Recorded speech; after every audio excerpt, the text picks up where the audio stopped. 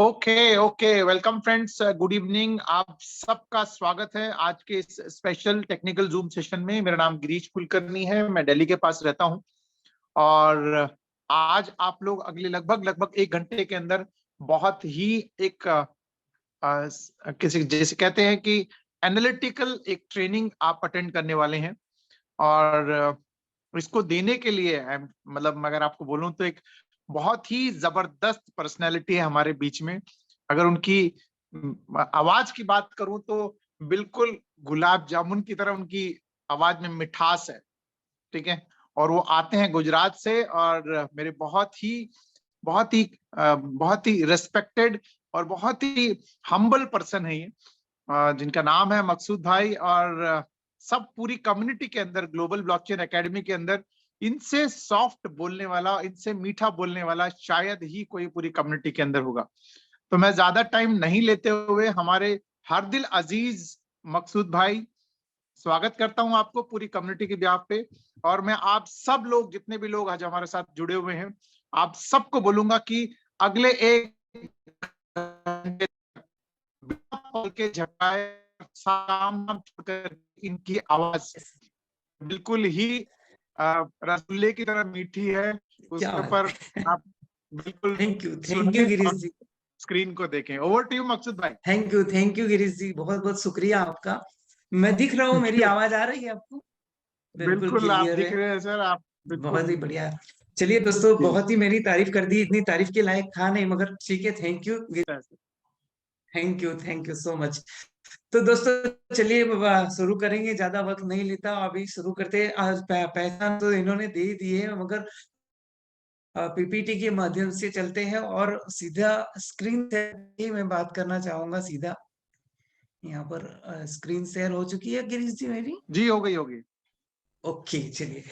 तो सभी लोगों का वेलकम है, स्वागत करता हूं मैं मकसूद सैयद। आप सभी लोगों का, जितने भी हमारे ब्लॉगोरा फैमिली के मेंबर्स हैं, उन सभी लोगों का मैं स्वागत करता हूं। जितने हमारे 100 वॉरियर्स है, जो कोर टीम के हैं, हार्ड कोर है, सुपर हार्ड कोर है, जितने भी लोग हैं, उन सभी लोगों का मैं आज तहे दिल से स्वागत करता हूं आज के इस सेशन में। जे आपका यहाँ पर स्वागत ग्लोबल ब्लॉकचेन एकेडमी के तहत है। और आज का जो सेशन है वो है टेक्निकल एनालिसिस और फैक्ट। इस पे मैं आज आपके सामने बात करने वाला हूँ, आपके सामने ये रखने वाला हूँ दोस्तों। नए साल का पहला महीने का आखिरी पड़ाव है, ठीक है ना। और हमारे इंतजार का जो पिछले 4 महीने से हमारा इंतजार है दोस्तों, हम आखिरी उस पड़ाव में, आखिरी आखिरी सेशन में मैंने ये सोचा कि एक ऐसा सेशन टेक्निकल एनालिसिस से किया जाए, और इस टेक्निकल एनालिसिस फैक्ट को लेकर के ब्लॉक और जर्नी जर्नी देखी जाए, ब्लॉक और डीफाई की जर्नी को देखा जाए दोस्तों। तो ये टेक्निकल एनालिसिस और फैक्ट, यानी आज मैं जो आपसे बात करने वाला हूं दोस्तों, ये एक ऐसा सेशन है जो कि टेक्निकल एनालिसिस और फैक्ट पे बात होती है। और ये टेक्निकल एनालिसिस किसने किया है? तो ग्लोबल ब्लॉकचेन एकेडमी के वो कुछ ऐसे चुनिंदा होशियार स्टूडेंट्स ने इस पे टेक्निकल एनालिसिस किया है, जिनका रिस्पेक्टेड नाम है मिस्टर आमिर खान सर, ठीक है, जिन्होंने इसका टेक्निकल सेशन का पूरा टेक्निकल और फैक्ट निकाला। और उसके अंदर कुछ थोड़ा सा मैंने मिला जुला करके एक जर्नी तैयार किया है, और वो आज आपके सामने मुझे रखना है इस आखिरी पड़ाव में, आखिरी समय में, इंतजार की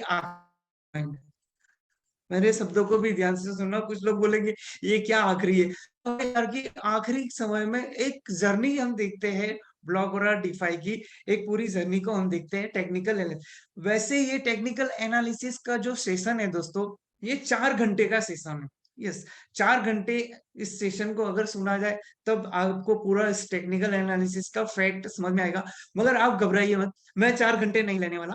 मैं आपको कोशिश करूंगा कि 1 घंटे के अंदर अंदर पूरा इस सेशन को मैं कंप्लीट करूं, तैयार करूं, ताकि आपको भी मजा आएगा सुनने में, और क्योंकि आपको भी अच्छा लगेगा। मगर दोस्तों मैं चलूंगा थोड़ा स्पीड में, बहुत, वैसे मेरी स्पीड है बात करने की ज्यादा, और आज मैं थोड़ा और ज्यादा स्पीड पे चलूंगा। तो आप अपना ध्यान, दिमाग स्क्रीन पे रख करके थोड़ा सा इसको सीखना, समझना, ठीक है। और आगे बढ़ने से पहले मैं बता दूं, डिस्क्लेमर के तौर पे थोड़ा सा ये बता दूं कि ये टेक्निकल एनालिसिस जो हमारे आमिर खान सर और उनकी टीम ने किया हुआ है, ये एक उनका थॉट है, ये उनकी सोच है, और उसके अंदर कुछ जो अगर मैंने जर्नी के तौर पे मिलाया है तो ये मेरे थॉट है। अगर आप भी अगर कुछ किसी चीज पे टेक्निकल एनालिसिस करोगे तो उसके रिजल्ट कुछ और निकल सकते हैं, मेरे रिजल्ट कुछ और निकल सकते हैं, आमिर खान सर के भी। तो इसको आप इस सीखने के लिए, समझने के लिए ही लेना दोस्तों। तो आगे बढ़ने से पहले ये डिस्क्लेमर दिखाना जरूरी था दोस्तों।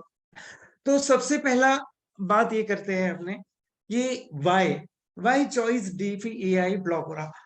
क्यों लोगों ने ब्लॉकोरा डेफी एआई को चुना दोस्तों? 70,000 लोगों ने इसको चुना, इसको पसंद किया। तो क्यों किया? तो उन 70,000 लोगों में से 60 या 70% लोगों ने ये देख करके चुना कि ये प्रोजेक्ट जो है वो ब्लॉकचेन बेस्ड है। जूम में दिखाया गया कि ये ब्लॉकचेन बेस्ड है, या तो किसी फ्रेंड ने आपको बताया होगा, या किसी फिजिकल मीटिंग में आपको कहा गया होगा कि ये ब्लॉकचेन बेस्ड एक अच्छा प्रोजेक्ट है।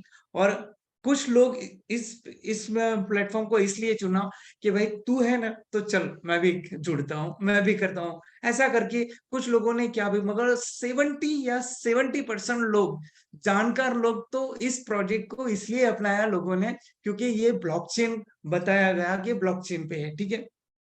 उस ब्लॉकचेन, मगर कैसी ब्लॉकचेन? तो ये कहा गया कि ये है एडवांस ब्लॉकचेन, एडवांस, ठीक है, ऐसा कहा गया कि एडवांस है। और वाकई में एडवांस था। इसके बाद में ये बताया गया कि ये ओपन सोर्स होती है ब्लॉकचेन।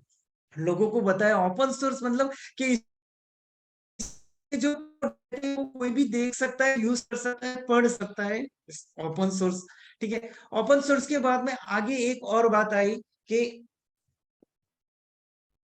ये हैंग होता है, ये डिसेंट्रलाइज है। ऐसा कहा गया कि ब्लॉकचेन जो कि डिसेंट्रलाइज होती है, और हम लोग सब जानने भी लग गए कि ब्लॉकचेन डिसेंट्रलाइज होती है। हाँ, इसका कोई मालिक नहीं होता, नो डाउट इसका नहीं होता, मगर इसके डेवलपर होते हैं। डेवलपर जब ब्लॉकचेन को डेवलप करके पब्लिक के हवाले कर देते हैं, फिर वो डिसेंट्रलाइज हो जाती है। पहले सेंट्रलाइज में ये बनती है, इसके बाद में पब्लिक के पास जाने के बाद में डिसेंट्रलाइज हो जाती है। तो ब्लॉकचेन ब्लॉकचेन जो है वो के डिसेंट्रलाइज है, नॉन हैकेबल कहा गया। नॉन, ये हैक नहीं होती है, बोले ब्लॉकचेन को हैक नहीं होती है। ऐसे कई जूम में मैंने भी बोला, हमारे जितने भी स्पीकर्स आते हैं, गिरीश जी है, और हमारे तानाजी देसाई सर है, और ऐसे हमारे इसाक जी है, सब लोगों ने बोला ये हैक नहीं होती है। और नो हैक होने के लिए वो भी बताया कैसे हैक नहीं होती है, ठीक है। ये एडिट नहीं होती है, इसको कोई एडिट नहीं कर सकता। इसके जो ट्रांजेक्शन हो चुके हैं अब तक के, हमारे इस ब्लॉकोरा के भी बहुत सारे ट्रांजेक्शन हो चुके हैं, उसको कोई एडिट या डिलीट नहीं कर सकता। इस ब्लॉकचेन पे प्रॉपर्टी टोकन बनते हैं, ये कहा गया। इसके बाद में सिक्योरिटी टोकन बनते हैं, कस्टोडियन टोकन बनते हैं। उसका जो एपीओएस था, यानी कि इसके जो स्टेकिंग के जो रिवॉर्ड मिलने वाला है, उसका जो फंक्शन है एपीओएस, एडवांस प्रूफ ऑफ स्टेक का फंक्शन था, ऐसा लोगों को कहा गया। ये सारी चीजें देख करके लोग इसमें अट्रैक्ट हुए डेफी आई ब्लॉकोरा के अंदर। इसका स्पीड के बारे में भी बताया गया कि 5 लाख का ट्रांजेक्शन का स्पीड है, ये भी बताया गया, ठीक है, ये भी। और इस पे ब्लॉकचेन का इसका खुद का एक कॉइन होता है, इसका जो खुद का जो कॉइन होता है ये होता है।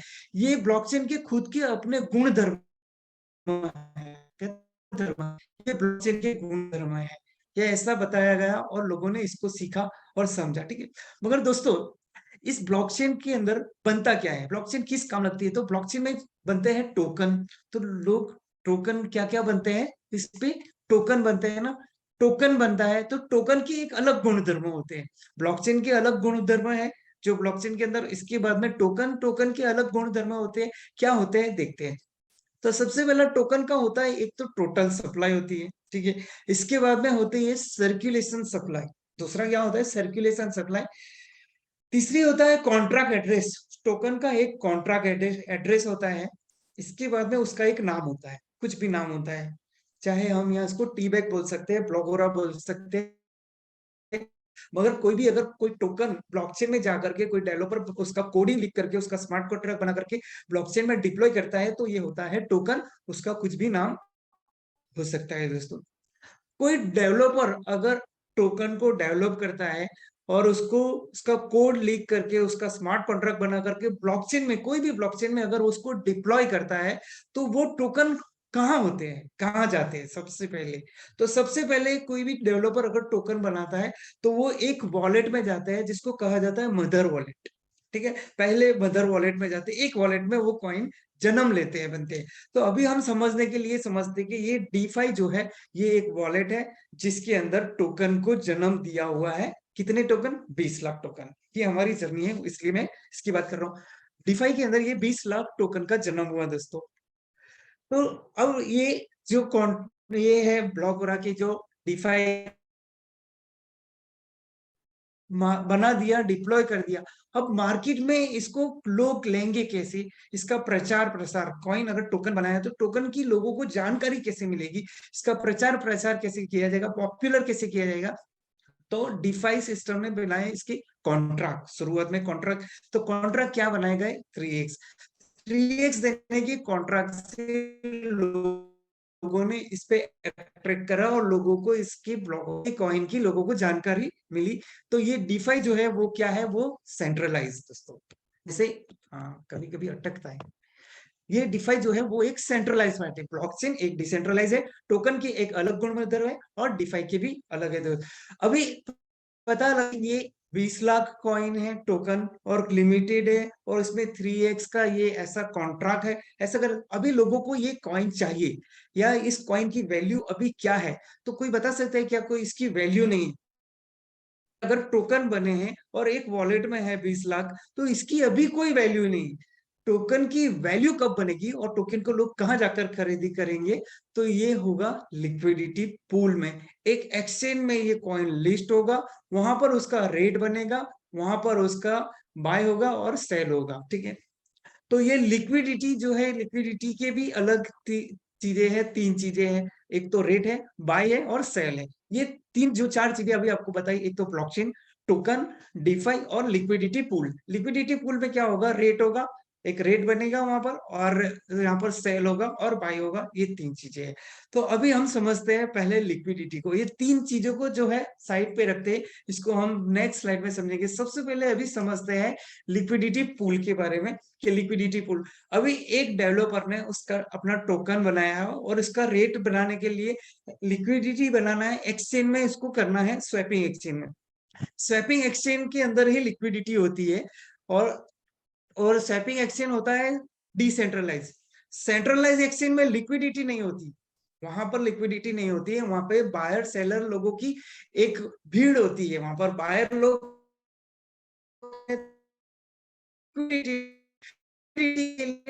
एक्सचेंज डिसेंट्रलाइज एक्सचेंज के अंदर ये होता है।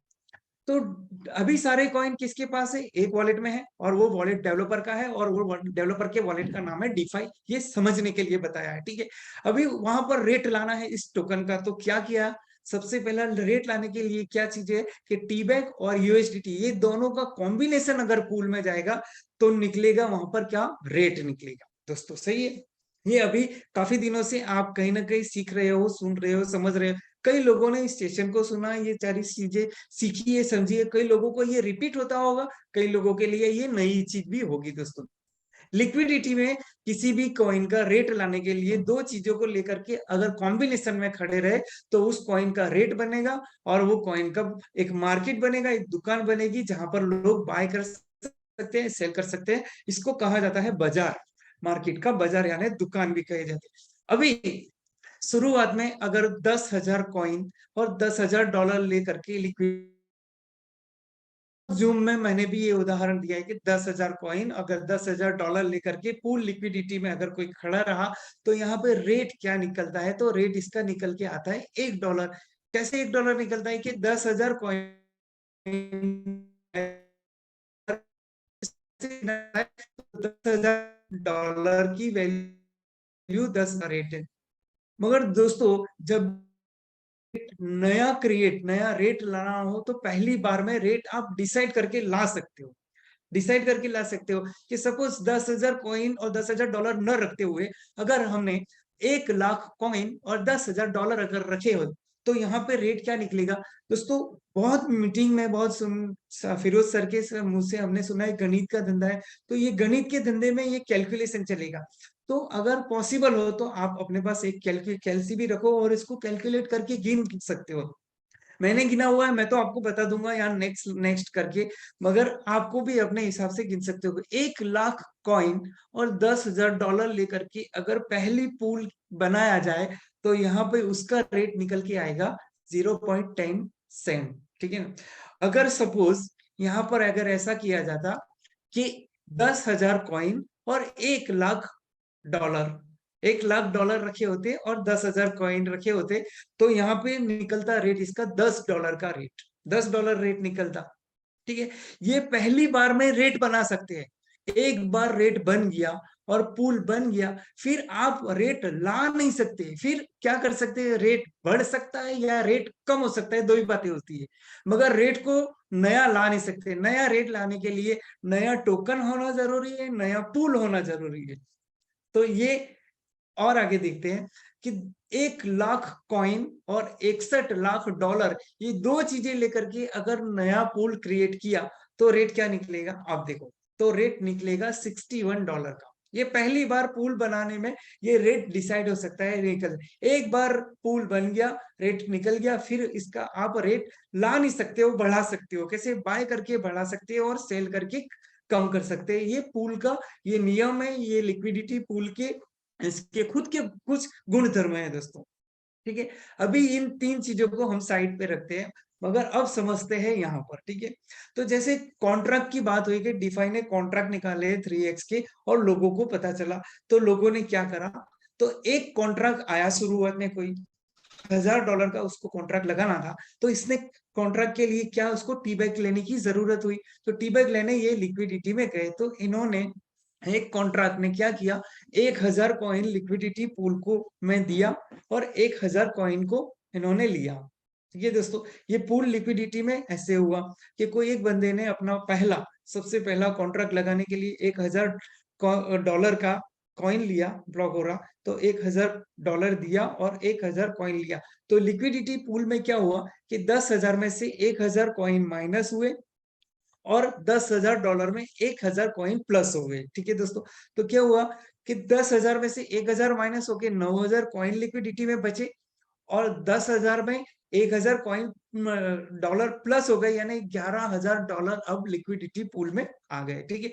अब इसका अगर रेट निकालोगे तो कैसे निकालेंगे कि 9,000 कॉइन की कीमत $11,000 है, यानी 9,000 टी बैग की वैल्यू $11,000 है।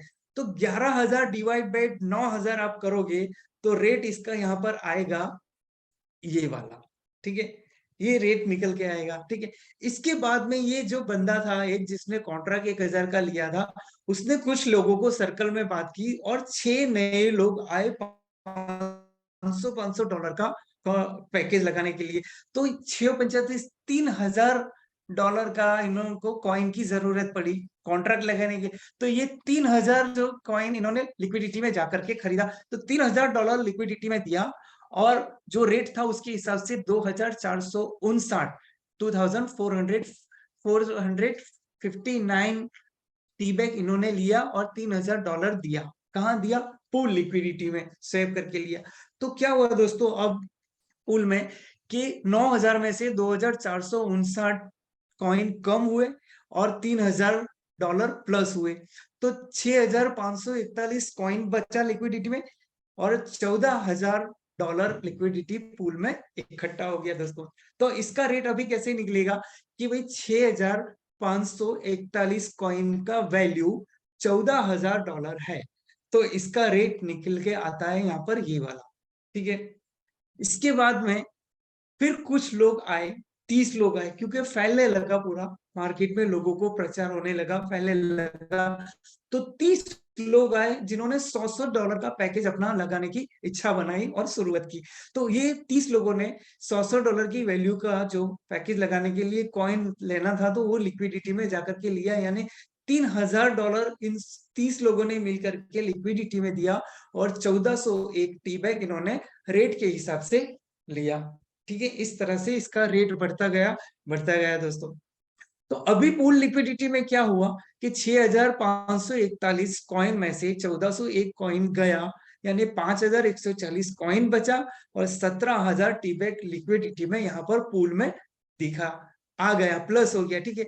अब इसकी वैल्यू निकालना हो तो सेम यही प्रोसीजर है बार बार, कि 5140 कॉइन की वैल्यू $17,000 है। तो आप अपने कैलकुलेट कर सकते हो कि 17,000 डिवाइड बाई 5140, तो उसका आएगा रेट यहाँ पर निकल करके ये, ठीक है। इसके बाद में और कुछ लोग आए, 100 लोग आए, और इन्होंने $50-50 का कॉन्ट्रैक्ट लेकर के डिफाई के अंदर 3x करने के लिए अपनी इच्छा बनाई, अपना बनाया। तो इन 100 लोगों ने $50-50 के $5,000 पूल लिक्विडिटी में दिया और 1515 कॉइन इन्होंने लिया, ठीक है दोस्तों। अभी क्या हुआ लिक्विडिटी में, तो 3,625 कॉइन बचा और $22,000 यहाँ पर इकट्ठा हो गया। कैसे इकट्ठा हो गया कि 17,000 थे, जिसमें 5,000 प्लस हुआ तो $22,000 लिक्विडिटी में आया और 3,625 वहां पर टी-बैग बचा दोस्तों। तो अब इसका रेट भी आप निकाल सकते हो कि 22,000 डिवाइड बाय 3625, तो रेट इसका निकल के आएगा ही। इस तरह से इसका रेट बढ़ता गया बढ़ता गया। फिर कुछ लोग आए जिन्होंने बाय किया तो $12 हुआ। इसके बाद में कुछ लोग आए, इन्होंने खरीदा तो $24 हुआ। फिर कुछ लोग आए और इन्होंने फिर बाय करा तो $36 का हुआ, $48 का हमने जर्नी देखी हुई है, ठीक है। आपने भी देखी होगी कि $48 पे ये पूल लिक्विडिटी में जो बीएनबी के पैनकेक शेप में जो इसका पूल जो बना था वो ये एक टेक्निकल एनालिसिस है। ये आंकड़े उस समय के उस एक्सचेंज के कुछ भी हो सकते हैं, मगर सिचुएशन कुछ इसी तरह से वहां पर बनी थी दोस्तों। अभी बात ये है कि ये जिन लोगों ने कॉइन खरीदा, ठीक है, लिक्विडिटी में जाकर के बाइंग करके जो कॉइन खरीदा, ये कॉइन इन्होंने दिया कहाँ गए कॉइन, तो ये कॉइन इन्होंने दिया किसको, डेफी को। क्योंकि पैकेज लगाने में डॉलर का यूज नहीं होता था, पैकेज लगाने में क्या यूज होता था, कॉइन, और कॉइन खरीदना पड़ता था एक्सचेंज में जाकर के। तो पब्लिक कॉइन को एक्सचेंज से खरीद करके डेफी के अंदर डाल के अपना पैकेज स्टार्ट करते थे, स्टेकिंग करते थे, उसको कहा जाता है स्टेकिंग। तो ये जो 1000 जो पहले जिसने खरीदे उन्होंने अपने 1000 कॉइन कहाँ दिए, तो इन्होंने अपने 1000 दिए यहाँ पर डिफाई में, ठीक है। अभी इसके बाद ये 6 लोगों ने जो खरीदा, इन्होंने अपने कॉइन कहाँ दिए, डिफाई में। इसके बाद में 30 लोगों ने अपने 1400 टीबैग जो था 1401 कहाँ दिए, डिफाई में। और सब लोगों ने अपने कॉइन बाय करके डिफाई में डाल करके स्टेकिंग का पैकेज अपना स्टार्ट किया। तो दोस्तों डिफाई ने क्या दिया, देखो डिफाई ने भी दिया कुछ, क्या दिया, तो डिफाई ने दिया डेली विड्रॉल 1%। शुरुआत था तो इस सिस्टम के अंदर 1.5 भी था, 1.6 भी था, 1.25 था। एवरेज एक समझने के लिए, जर्नी को समझने के लिए 1% का अपन समझते कि डिफाई ने जो है 1% का डेली का विड्रॉल दिया डेली, ठीक है। अभी इस विड्रॉल की बात करते हैं, कैसे दिया, क्या हुआ, ठीक है ना दोस्तों। यहां तक तो आपको समझ में आई होगी कि ये इस तरह से रेट शुरुआती तौर में इस तरह से बढ़ा, लोगों ने आकर के यहाँ पर स्टेकिंग किया और कॉइन को बाय किया और रेट बढ़ा और स्टेकिंग किया, और डिफाई ने क्या किया, उसको विड्रॉल दिया, ठीक है। तो अभी एक कॉन्ट्रैक्ट जो था शुरुआत में जिसने लिया था, एक बंदे ने उसके 1000 टीबैग दिए। यहाँ पर एक पोस्टर आया, किसी एक बंदे ने मान लो $1000 का स्टेकिंग किया था, ठीक है। यहाँ पर हम किसी एक का नाम भी ले सकते हैं, जैसे कि फर्स्ट में शुरुआत में जैसे कि इशाक सर का अगर नाम लो, तो अगर कोई रॉयल्टी ना मांगे तो इनका नाम लो, वरना कोई भी हो सकता है बंदा, कि 1000 टीबैग इन्होंने दिया डिफाई को और अपना पैकेज स्टार्ट किया, ठीक है। तो डिफाई ने उनको क्या दिया, डेली विड्रॉल 1% दिया, यानी 1000 का 1% होता है $10, ठीक है दोस्तों। तो $10 यहाँ पर इनको डेली विड्रॉल में मिला। मगर अभी हम यहाँ समझते हैं कि ये एक महीने की गिनती करते हैं, एक महीना, तो एक महीने में कितने दिन हमको विड्रॉल आता था, तो ये हमें करीब करीब 22 डेज आता था, 22 दिन, सैटरडे संडे छोड़ के। तो $10 अगर 22 दिन आता है, तो एक महीने में डिफाई की तरफ से उसको $220 का विड्रॉल आता था, ठीक है। $220 का विड्रॉल डॉलर आते थे, उस डॉलर का वो बंदा विड्रॉल करता था। तो विड्रॉल करने के लिए ये थी कंडीशन कि एक तो रेट देखा जाता था और मंथली टीबैक देखे जाते थे। तो $220 उसको अगर मंथली मिले हैं और रेट सपोज इसका सेकंड लेवल का यहाँ पर गया है, यानी कि $1.22 के हिसाब से, तो उनको $220 किस रेट से इनको मिला, 1.20, यानी 180 टीबैक उसको मिले। जो बंदा 1000 का टीप जो पैकेज लगाया था, उनको क्या मिला, $220 के विड्रॉल में 1.22 के रेट से 180 टी बैग उनको मिले दोस्तों, पहले महीने की बात। दूसरे महीने की बात समझते हैं। दूसरे महीने रेट बढ़ गया, 2.41 हुआ, और उसको मिलने कितने थे, $220 पूरे महीने में। तो 220 डिवाइड बाय 2.41, तो उस बंदी को मिले कितने, 91 टी बैग। ठीक है, जब भी इन्होंने विड्रॉल किया तो 91 टी बैग इनको मिले होंगे पूरे महीने की। तीसरे महीने रेट और बढ़ गया था, तो इनको 3.30 के हिसाब से $220 ही थे, वहां तो बढ़ना नहीं था, $220, 3.30 के हिसाब से इनको मिले यहाँ पर 66 टी बैग। इसके बाद में चौथे महीने की बात करो तो 6.06 का रेट हुआ, और $220 36 टी बैग उनको गए। ठीक है, अभी यहाँ पर उनको बहुत ऐसे हो रहा था कि यार 1.22 में हमें जो मिला है टी बैग, उसका रेट बढ़ गया। उनको बहुत बेचने की इच्छा हो रही थी कि ये हमारा जो 180 टी बैग जो मिला है उसका रेट 1.22 से मिला है, 2.41 हो गया, तो 2 गुना हो गया। बहुत इच्छा हो रही थी कि बेच दूं, मगर रात को जब जूम अगर इसाक भाई की, गिरीश जी की, या किसी तानाजी देसाई की, या तो जितने भी जूम लोग आते थे, कभी मैं भी आता था, और हम कहते थे जूम में कि ये बहुत आगे जाने वाला है, बहुत $10,000, $2,000, $5,000 पे पहुंचने का है, तो बेचने की इच्छा को वो मार देते थे, नहीं बेचते थे, और रखते थे, उसको रखा जाता था, बेचा नहीं जाता था। ठीक है, इस तरह से ये आगे बढ़ता गया। उसको चौथे महीने की, पांचवें महीने $12 हुआ, 18 टीबे का है, $220 उनको मिले, 220, $12 की सबसे 18 मिले। इसके बाद में $24 का रेट हुआ, मगर मिलने तो उनको 220 ही थे, तो $220 डिवाइड बाय $24 का एक कॉइन, तो उनको सिर्फ 9 कॉइन आने लगे। इसके बाद में $36 का रेट हुआ, तो फिर और कम कॉइन आने लगे, 220 ही मिलना था। ऐसे करके करते 48 पे $220 का विड्रॉल जब किया जाता था, तो 4.5 टीबैग आते थे। ये 8 महीने की गिनती के हिसाब से अगर देखा जाए, तो वो जो पहला शख्स था जिसने $1,000 का पैकेज लगाया था, उनको टोटल टीबैग कितने गए सिस्टम से, 422 टीबैग गए। और डॉलर की अगर बात करो तो 1760 8 महीने में इनको गए। ठीक है ना, इसके बाद में मिलना कितना था, 15 महीने, और ये 8 महीने का कैलकुलेशन है। अगर $48 का भी रेट रहा होगा और उसको 7 महीने और मिलना था, तो 4.5 इंटू 7 यानी 31.50 कॉइन और उनको मिले थे। ठीक है, तो टोटल उनको टी बैग कितने सिस्टम से मिले, और यहाँ पर देख सकते हैं आप, स्क्रीन पे भी नजर रखेंगे तो 453.5 उसको टीबैग गए उस बंदे को। ठीक है, $48 के रेट से। तो अभी इस बंदे ने डिफाई को कॉइन कितना दिया था शुरुआत में, 1,000 टीबैग दिया था। ठीक है, 1,000 के पैकेज में 1,000 टीबैग दिया था, और उस 1,000 टीबैग में से डिफाई ने उसको 453 टीबैग पेड किया। ठीक है, अभी डिफाई में बचा कितना, तो 1,000 में से अगर 453 माइनस करो, तो 546 टीबैग डिफाई के पास में बचा, और रेट इसका 48 का है।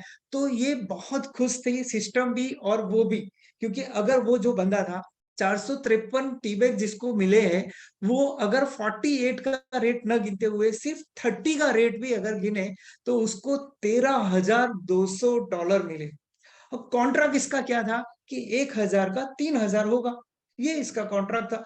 मगर ये उस बंदे को क्या हो गया, $1,000 के बदले में इस रेट के हिसाब से उसको हो गया $13,200 का। ठीक है, तो खुश था। ठीक है, मगर ये प्रॉफिट में चल रहा था डिफाई का भी, कि प्रॉफिट में तो matching bonus, referral income, offer, वो सारा मिलता था। ठीक है दोस्तों, ये इसका यहाँ पर ये ऐसी जर्नी हुई। ऐसे आंकड़े कुछ भी एक्सचेंज में हो सकते, मगर कुछ इसी तरह से ही हुआ होगा। ठीक है, अभी रेट 48 का हो गया, तो सारे लोग खुश थे, मगर बेचने के लिए लोगों को रोका जाता था जूम में कि और आगे बढ़ने वाला है और बढ़ने वाला है। मगर यह 48 का रेट था उस समय में। ये एक पैकेज भी आया था 7,500 का, अगर आप लोग भूल ना गए हो तो मैं आपको याद दिला दूं। 7,500 का एक पैकेज हुआ करता था पहले, जो 166 टी बैग में ये पैकेज यहाँ पर एक्टिव हो जाता था। यहाँ 48 का रेट था, और 166, 170, 80 की 170, 80 की कॉइन लगते थे, इतने ही कॉइन लगते थे और ये 7,500 का पैकेज लग जाता था। तो बहुत सारे लोगों ने इस पैकेज को लगा, इस पैकेज की भी आगे बात करते हैं, मगर रेट 48 का था और सारे लोग यहाँ पर थे जो होल्ड करके रखे थे।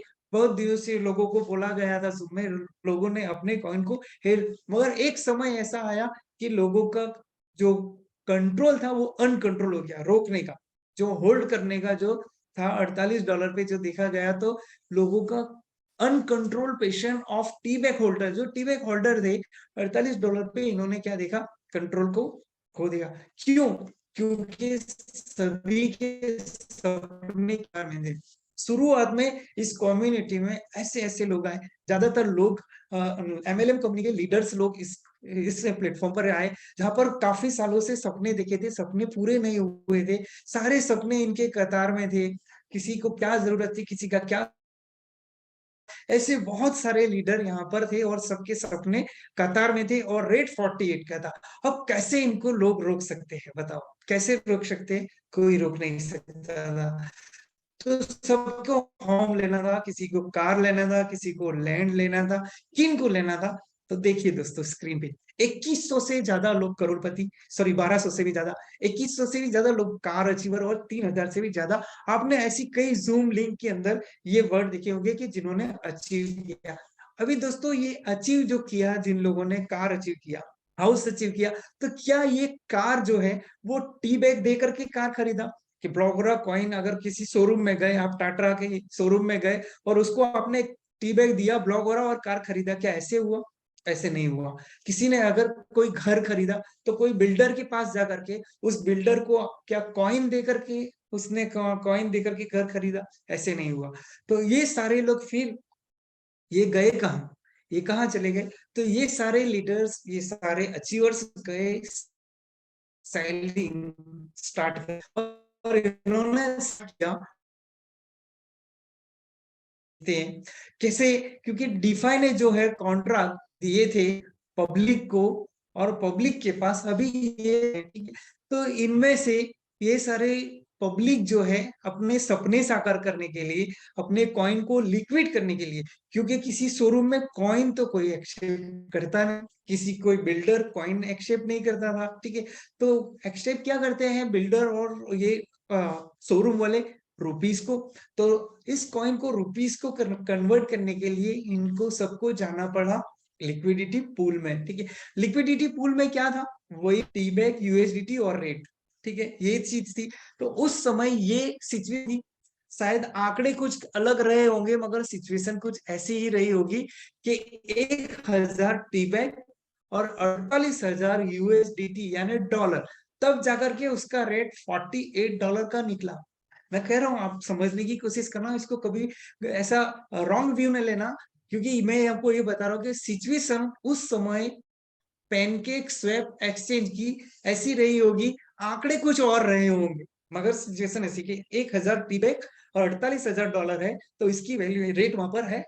अब इस पब्लिक में से सपने साकार करने के लिए कोई तो बंदा गया और उसने 100 टी बैग को वहां पर जाकर के बेचा, सेल किया। तो क्या किया इसने? 100 टी बैग फ्लोर लिक्विडिटी में दिया और $4800 इसने लिया, ठीक है? तो अभी पूल में क्या हुआ होगा कि जैसे 1000 टी बैग थे उसमें 100 टी बैग प्लस हो गए और 48,000 जो यूएसडीटी थे उसमें से $4800 माइनस हो गए होंगे, ठीक है ना? तो क्या हुआ वहां पर 1000 के बदले 1100 टी बैग हो गए और 48,000 यूएसडीटी के बजाय अब वहां पर हो गए 43,200 वहां पर डॉलर हो गए। अब इसका रेट क्या हुआ होगा? तो आप यहाँ गिनती कर सकते हो 43,200 डिवाइड बाई 1100, तो रेट इसका हो गया यहाँ पर ये वाला 39.27, ये इसका रेट हुआ, ठीक है? इसके बाद में कुछ लोग और आए और 200 टी बैग इन्होंने वहां पर पैनकेक में जाकर के बेचा। क्यों बेचा? क्योंकि सारों के सपने कतार में थे और ये इनका हक था, ये इनकी जरूरत थी, ये इनकी सोच थी, ठीक है? इनकी प्रॉपर्टी थी, तो इन्होंने आकर के बेचा और अपने साकार किए लीडर्स लोगों ने। यहाँ पर कुछ लीडर्स लोगों ने ऐसे भी किया कि कार लेकर के लोगों को भी बताया कि मैंने तो कार खरीदी, तू भी खरीद, तो वो भी गया फिर बेचने के लिए। और इन्होंने 200 कॉइन बेचे कुछ लोगों ने, और लिया कहाँ पर से $7,854 लिया। तो फुल लिक्विडिटी में एक्चुअल क्या हुआ होगा कि $1100 थे, 1100 टीबैग थे, वहां पर 200 टीबैग प्लस हुए, यानी 1300 टीबैग वहां पर इकट्ठा हो गए। मगर डॉलर जो थे वो 7,800 लिक्विडिटी में कम होकर के अब वहां पर हो गए $35,346 वहां पर बचे लिक्विडिटी में। अब इसका रेट आप निकालो तो क्या है कि $35,346 डिवाइड बाय 1300 टी बैग, ये 1300 टी बैग, तो इसका रेट निकल के यहाँ पर आता है $27.18 इसका अब रेट हो गया। ठीक है, इसके बाद में कुछ लोग ऐसे है कि ये यार ये तो रेट नीचे जा रहा है। तो साइकोलॉजी एक ये है, साइकोलॉजी मार्केट की ये कहती है कि जब रेट बढ़ता है तो आदमी होल्ड करके रखता है, ये सोचता है कि अभी और बढ़ेगा, अरे थोड़ा और बढ़ने दो, थोड़ा और बढ़ने दो। अपने कॉइन को, अपने एसेट्स को वो सेल नहीं करता जब इसका रेशो ऊपर की तरफ जा रहा होता है, जब ये रेट बढ़ने की कतार में होता है, तब लोग अपने अपने एसेट्स को, अपने कॉइन्स को सेल नहीं करते। ये मार्केट का एक साइकोलॉजी है। ठीक है, मगर रेट जब गिरने लगता है, नीचे आने लगता है, तब लोगों की सोच ऐसी होती है कि अगर ये 27 पे आया है, कहीं 20 ना हो जाए, बेच दो। तो लोगों की क्या सिस्टम निकलती है, बेचने वाली प्रक्रिया बनती है, सेल होने वाली प्रक्रिया बनती है। नीचे जब जाता है तब तो फिर कुछ और लोग आए, 500 टीबैग इन्होंने बेचा और $13,590 इन्होंने लिया। अब लिक्विडिटी में 1800 टीबैग इकट्ठा हो गए और बचे डॉलर की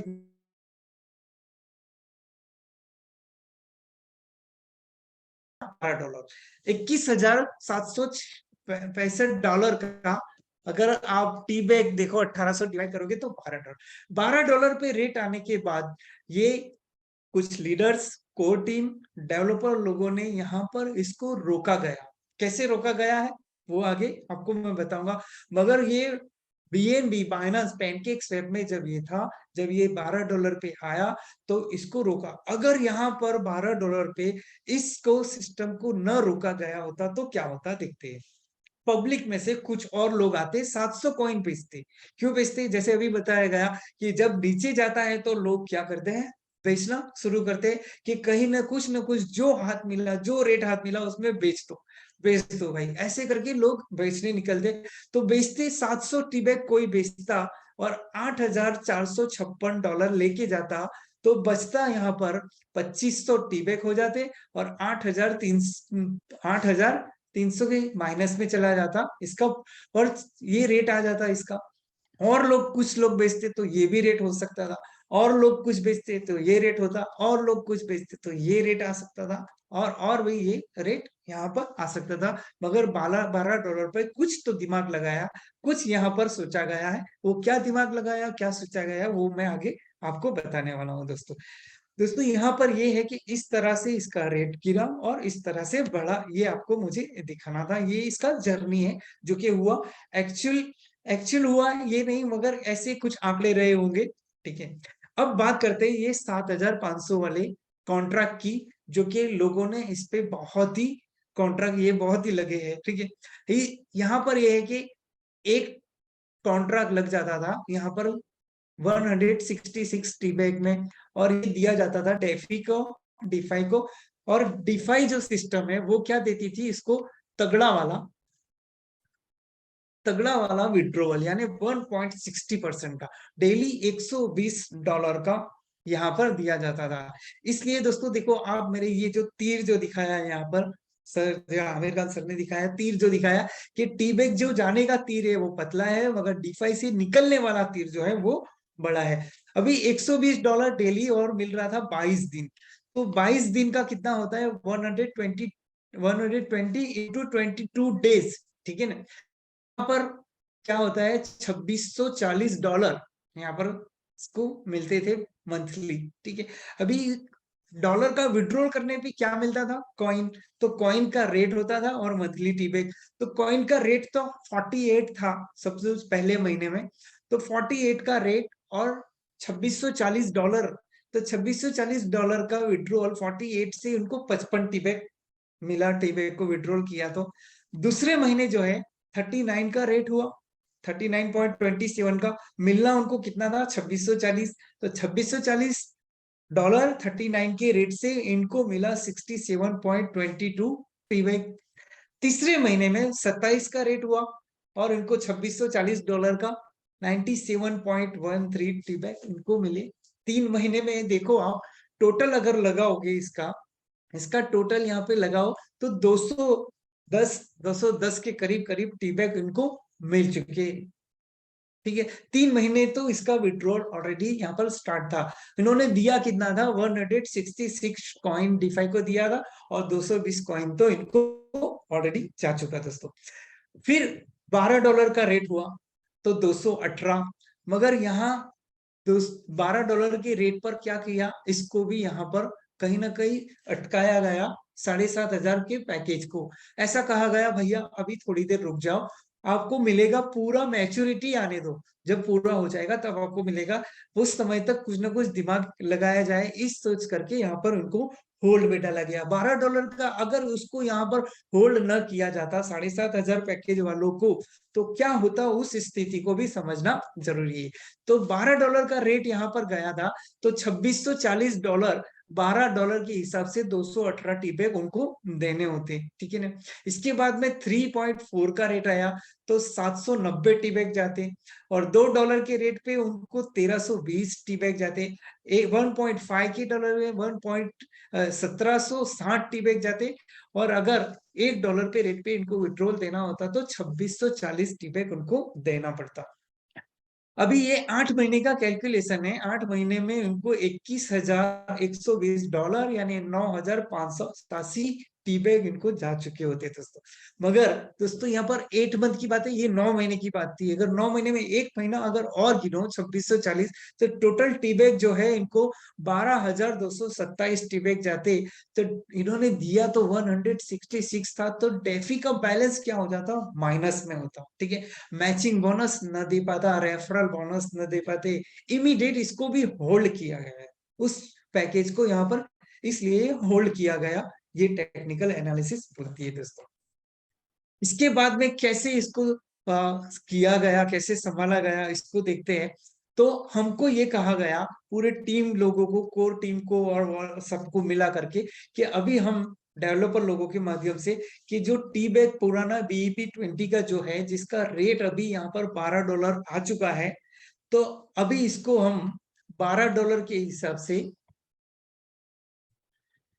यहाँ पर ये, हाँ, नया एक टीबैक करेंगे जिसका कहा जाएगा 20, नाम देंगे 20, पॉलीगॉन की ब्लॉकचेन पे बुलाएंगे क्योंकि उसका स्पीड ज्यादा है, ब्ला ब्ला ब्ला, ऐसा बहुत सारा कुछ कहा गया, और उसपे 20 आएगा, ठीक है, जिसका रेट यहाँ पर होगा $61 का। ऐसे कहा गया पहले कि भाई BEP 20 का $12 का है, मगर अभी हम नया टीबैक बनाएंगे जिसका रेट होगा $61 का, ठीक है। तो हम सारे लीडर्स लोग, डेवलपर लोगों को कहीं ना कहीं ऐसा बोलते थे, ऐसे सवाल करते थे कि ये नया कॉइन ला करके 61 का रेट लाते हैं, ये पुराना है उसी को 61 क्यों नहीं कर देते। मगर जैसे अभी पूल में हमने समझा कि नया रेट लाने के लिए नया कॉइन, नया पूल होना जरूरी, तभी नया, इसको नया नहीं ला सकते। ये अब समझ में आया, उस समय कुछ लोगों को समझ में नहीं आती थी बात कि ये ऐसा होता है, ठीक है दोस्तों। मगर हमको ये कहा गया कि पुराने जो BEP 20 के जो टीबैक है आपके पास में है, वो 5 टीबैक आप डिफाई को देंगे, तो डिफाई आपको क्या करेंगे, 2.0 का जो नया टीबैक है वो 61 का रेट रहेगा, वो आपको एक मिलेगा, यानी आप दोगे, एक आपको मिलेगा, यानी 4 जो बचेंगे वो डिफाई के वो वॉलेट में जाएंगे, वो बकेट में जाएंगे, गल्ले में जाएंगे, जहां से लोगों को विड्रॉल जाता है।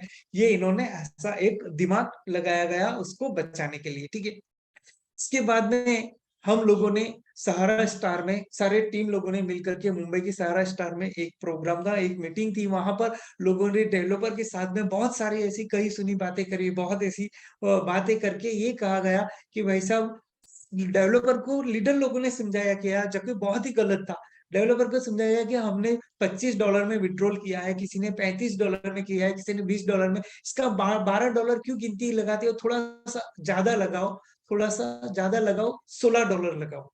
तो $16 की वैल्यू इन्होंने बड़ा दिल रखा डेवलपर लोगों ने, और $16 की वैल्यू को एक्सेप्ट किया कि अच्छा BEP20 की जो कॉइन है वो $16 की वैल्यू गिनी जाएगी, उसमें से आप 2.0 मिलेगा, और जो बचेगा वो 60 हो जाएगा यहाँ पर डेफी में, यानी टी बैग जो है BEP20 का जो है वो आपको 3.8 टी बैग अगर आप दोगे तो आपको पॉलीगॉन 20 वाला टी बैग जो है वो यहाँ पर एक मिलेगा, तो बचे हुए जो 2.8 है वो डेफी के बकेट में जाएंगे। इस तरह से हमको पूरा समझाया गया, सिखाया गया दोस्तों, ठीक है। ये सारी 2.0 की इस तरह से तैयारी थी। मगर टी बैग जो BEP20 का जो था, किसी ने उसी समय क्या हुआ था दोस्तों, देखो ब्रिज बना। BEP20 यानी बाइनेंस की ब्लॉकचेन और पॉलीगॉन की ब्लॉकचेन, ये दो ब्लॉकचेन अलग अलग है, यानी कि BEP20 और 20 की ब्लॉकचेन यानी पॉलीगॉन दोनों की। मगर टेक्नोलॉजी में कुछ लोग बहुत ही जानकार है और जानते हैं, साथ ही समझदार भी है, टेक्नोलॉजी में आगे, तो किसी ने तो ब्रिज ऐसा बनाया, और ब्रिज बना करके क्या किया, 6000 टी बैग BEP20 से उठा करके पॉलीगॉन की ब्लॉकचेन पे इन्होंने कर दिया यहाँ पर। तो उसको इमीडिएट क्लोज कर दिया गया, किसको, 20 को, जो 20 बना था। क्योंकि किसी ने अगर 6000 टी बैग इसने यहाँ से उठा करके लिए, तो ये फायदेमंद नहीं थी, ये नुकसान वाली बात थी। फिर इन्होंने कुछ समय बाद कहा, बोला कि डेवलपर लोगों ने अब नया टिकन बनाते हैं, अभी ये नहीं बनेगा। ये सारा क्लियर नहीं किया जाता था टीम लोगों से, लीडर लोगों से, कि ऐसा ब्रिज बना, ये बना, तो सारे लोग कंफ्यूज थे। मगर फिर बाद में टेक्निकल एनालिसिस हुई, आमिर खान सर ने ये सारा निकाला, तब जाकर के ये सारी बातें पता चली कि ऐसा कोई ब्रिज बना करके 6000 लेके गया, फिर उसको क्लोज कर दिया गया। फिर बोला 2.0 नहीं, अब 3.0 बनाएंगे। 3.0 का नया टोकन बनाया, और कहा गया इसका रेट $61 का रहेगा, और रेट हो गया तुरंत ही। आपको शायद याद होगा कई लोगों को कि बहुत दिनों के स्टॉक विड्रॉल के बाद, विड्रॉल जब शुरू किया $1000 की लिमिट से, और 2 दिन विड्रॉल मिला, और तुरंत इसका रेट जो $61 का था एकदम से ड्रॉप हो गया। 76 के रेट से वो पुल बना था नए का, और इमीडिएट तुरंत ही रेट। तो सारे लोग, हम लोग भी कंफ्यूज थे, सारे लीडर कंफ्यूज थे कि अभी तो हमारे पास विड्रॉल मारने के बाद कॉइन आया भी नहीं, तो रेट ड्रॉप कैसे हो गया, रेट गिर कैसे गया। कुछ लोग डाउट करते थे कि ये जो नितिन सर और फिरोज सर जो बैठे हैं दुबई में, ये कुछ ना कुछ उंगली करते हैं और रेट को गिराते थे, ऐसा लोगों को डाउट होता था दोस्तों, ठीक है। कंफ्यूज थे सारे लीडर, सारे टीम, सारे यहाँ पर कंफ्यूज थे कि अभी तो आया ही नहीं, और ऐसे ही तुरंत ही उसका रेट कैसे ड्रॉप हो गया। तो रेट ड्रॉप होने की वजह ये थे कि 3.0 का जो टोकन बना था $61 का, उसका मल्टी सेंडर ने स्कैम कर दिया था, मल्टी सेंडर। और इस समय में कुछ लोग यूट्यूब में बना रहे थे ब्लॉक हो रहा स्कैम, ब्लॉक हो रहा की को किसी ने स्कैम कर दिया, वो नहीं बात कर रहे थे, ब्लॉक हो रहा स्कैम की बात कर रहे थे। मल्टी सेंडर ने स्कैम कर दिया, क्या स्कैम कर दिया वो मैं बताता हूँ ना। 4000 टी बैग वो 3.0 के लेके गया, जो नए बने थे। कैसे लेके गया, क्योंकि यहाँ पे एवरी विड्रॉल जो जाता था वो कैसे मल्टी सेंडर से जाता था, एक एक को नहीं, लोगों को एक साथ में, सभी लोगों का विड्रॉल जो है वो एक एक कंपनी, एक सॉफ्टवेयर के द्वारा जाता था, जिसको कहा जाता है मल्टी सेंडर। एक कंपनी हुआ करती थी, उसके साथ में ये कॉन्ट्रैक्ट हुआ उनका कि हर 200 विड्रॉल पे 10 मैटिक लेगा, ये इसके साथ में उनका कॉन्ट्रैक्ट हुआ था। मगर उसने जब उस मल्टी सेंडर का जो कोडिंग किया, उस कोडिंग में उस बंदे ने स्कैम करके क्या कर दिया, 10 मैटिक के साथ 10 टीबैग का भी फंक्शन बना दिया, कोड लिख दिया। तो हर 200 विड्रॉल पे 10 टीबैग जा रहे थे, और एक दिन में 40,000 विड्रॉल लोगों को जा रहे थे। तो 40,000 विड्रॉल जाने पे, 200 विड्रॉल पे 10 टीबैग लेता था, तो एवरी डे वो 2000 टीबैग लाता था, और 2-3 लोगों को विड्रॉल गया, यानी 4000 टीबैग वो इस तरह से लेके गया। ये सारी दुविधा थी, ये सारी समस्या चल रही थी, और ऐसे में हुआ क्या, फिर तो हो गया नो टीबैग, नो BNB का टीबैग नहीं रहेगा, न तो आपको 20, न आपका 30, ऑल पे आउट को यहाँ पर स्टॉप करना पड़ा। ये सारे खेल यहाँ पर हुए, और इस इसको और पेआउट को भी थोड़ा पॉज कर दिया, थोड़ा स्टॉप कर दिया, रोका गया सब कुछ। क्यों रोका गया? क्योंकि इसको बचाना बहुत ही जरूरी था। किसको? डीफाई के बकेट को, इस गल्ले को बचाना बहुत जरूरी था, क्योंकि ये गल्ला बचेगा तभी सारी कम्युनिटी सेफ है, ऐसा यहाँ पर लोगों को, डेवलपर लोगों की माइंड में था। और ये इसकी टेक्नोलॉजी, इसको बचाने के लिए ये सारे प्रयास किए गए। इन प्रयास में बहुत सारे लोग पैनिक हुए, बहुत सारे लोग यहाँ पर हुए हैं, ये बात सच है दोस्तों। दोस्तों अब इसको बचाने के लिए प्रिकॉशन लिया गया। क्या क्या प्रिकॉशन लिए गए? तो सबसे पहला ये देखा गया कि एक हैवी लिक्विडिटी होना चाहिए। तो एक हैवी लिक्विडिटी के लिए यहाँ पर 3.1 और मैटिक के साथ में एक हैवी लिक्विडिटी बनेगा, जिसके अंदर यहाँ पर ऐसा है कि रेट अगर $61 का लाना है तो 1 लाख टी-बैग और $61 लाख अगर पूल में डालेंगे तो ये रेट आएगा। तो कैसे अभी ये लिक्विडिटी बनेगी? तो एक दिमाग और लगाया गया, एक लॉजिक एक लगाया गया कि अब जो नए कॉन्ट्रैक्ट लोग स्टेकिंग करेंगे तो 50% टी-बैग 50% मैटिक लेकर के एक हैवी लिक्विडिटी वाला पूल बनाया जाएगा। ये पिछले काफी दिनों से इसके काम चल रहा है दोस्तों, ठीक है। इसके बाद में होल्ड कर दिया 7,500 वाले पैकेज को भी, होल्ड कर दिए पेंडिंग पे आउट, और होल्ड मैचिंग है और मैचिंग बोनस भी। BEP20 का जो कन्वर्सेशन है चेंज करके देना, उसको भी अभी होल्ड रखा गया। इसके बाद में होल्ड 20 को भी रखा गया है, और डेली विड्रोवल का लिमिट कर दिया यहाँ से $250 का यहाँ पर लिमिट कर दिया दोस्तों। अब इसकी ब्लॉक ओरा का जो है वो यहाँ पे देखते हैं, इसका स्टेकिंग हिस्ट्री। ये तो आपने देख लिया और आपने समझ भी लिया होगा शायद। टाइम क्या कुछ ज्यादा नहीं हो रहा है, ज्यादा होगा थोड़ा सा टाइम, आप देख लेना। यहाँ पर हिस्ट्री ये है। हाँ गिरीश जी, बहुत अगर लंबा टाइम हो जाए तो आप मुझे बता देना, ठीक है ना। जी जी ब्लॉक जी ओरा की जो हिस्ट्री थी, स्टेकिंग जो ट्रेडिंग हिस्ट्री, जो स्वैपिंग हिस्ट्री कुछ इस तरह से रही दोस्तों, कि शुरुआत में इसका जब $1 का रेट था, जब पूल क्रिएट किया गया था, तो $1 का रेट 1,96,000 का डॉलर का इसका वहां पर लिक्विडिटी था पूल। देखो आप स्क्रीन पे दिख रहे हो, और $1 का रेट था। मगर इसका कैंडल ऐसे बना, बढ़ते गए लोगों ने, जैसे अभी मैंने बताया आपको, इस तरह से बाइंग आया, बाइंग आकर के इसका रेट को कैंडल ऊपर बना करके क्या हुआ, यहाँ पर 48.19 का रेट इसका बना, जब उसकी लिक्विडिटी 126 लोगों की कुल मिलाकर के 12.15 मिलियन की इसकी लिक्विडिटी यहाँ पर बनी थी, और रेट इसका ये था दोस्तों। ये लिक्विडिटी कुछ लोगों ने, जैसे लीडर, बड़े बड़े लीडर, कोर टीम लोगों ने यहाँ पर इस लिक्विडिटी को थोड़ा थोड़ा लिक्विडिटी डाल करके यहाँ पर ये हुआ था, और ये इसका रेट था। मगर ये सारा किया किसने? पब्लिक ने। $1 का कॉइन को $48 पे ले जाने का श्रेय अगर किसी को जाता है तो पब्लिक को, यानी कि मुझे और आपको, ठीक है। इसके बाद में इसकी एक ये भी हुआ ऐसा कि $48 से इसकी एक दूसरी भी कमांड बनी, जो कि नीचे की बनी। ये हुई ये इस तरह। अभी ये जो दोनों रेखा है, ऊपर की और नीचे की, ये दोनों रूप किसने दिए? तो ये पब्लिक ने दिए दोस्तों। इसको आगे बढ़ाने का काम पब्लिक का, पीछे, क्योंकि एक्सचेंज में लोगों ने बाय किया तो ऊपर बढ़ा, बेचा तो नीचे आया। ये इसका सिंपल लॉजिक यहाँ पर है दोस्तों।